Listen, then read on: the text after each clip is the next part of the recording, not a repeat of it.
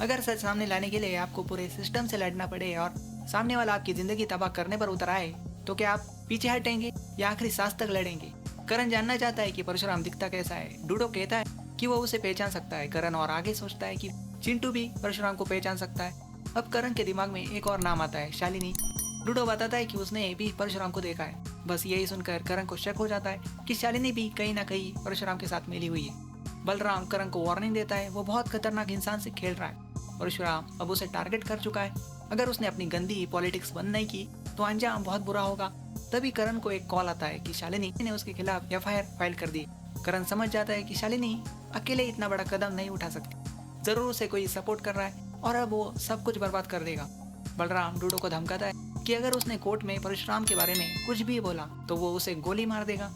डर के मारे डूडो उसकी बात मान लेता है। मल्हार दीपाली को रोक लेता है। दीपाली ने चिंटू के लिए मटर पनीर बनाया है, लेकिन मल्हार गुस्से में आकर खाना जमीन पर फेंक देता है। दीपाली उससे बहस करती है। मल्हार कहता है शालिनी अब उसके लिए सिर दर्द बन चुकी है।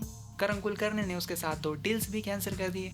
तभी शालिनी का कॉल आता है, लेकिन मल्हार हद पार कर देता है। वो शालिनी को नीचा दिखाते हुए कहता है कि उसके बच्चों को इस घर का खाना खाने का हक नहीं है। शालिनी चुप नहीं रहती, वो उसे करारा जवाब देती है। शालिनी अपने फैसले पर अड़ी रहती है। वो शिव प्रसाद की तारीफ करती है। मल्हार सीधे शिव प्रसाद को कॉल करता है और उसे कहता है शालिनी को एफआईआर करने से रोको, लेकिन शिव प्रसाद शालिनी का साथ देता है और मल्हार को भी करारा जवाब दे देता है। उसे अपनी पत्नी पर गर्व है।